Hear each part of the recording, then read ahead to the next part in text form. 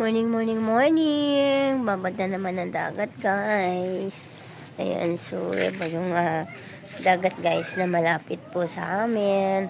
Babad na naman tayo. And then, may mga customer na may mga naliligo na rin mga bata, guys. Kung titingnan nyo.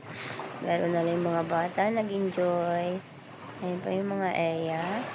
Kung saan, napakaganda.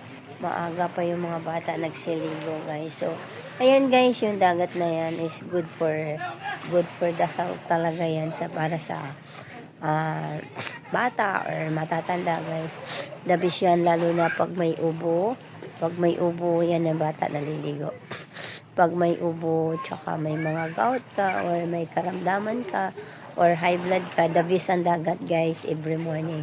Kung nakita nyo naman yung bata, ang sarap ng ano niya. Hindi mo lang siya nakaramdam ng lamig, di ba? So, the best po talaga ang dagat. Ayan, dagat, guys. So, itong lugar na to, guys, napakaganda to dati. Ayan. Ayan, guys. Yan po yung area. Ayan po yung aming sasakyan. Ayan, babad-babad lang. Ayan, guys. Ayan po tayo. And, maya-maya, mga 2 hours.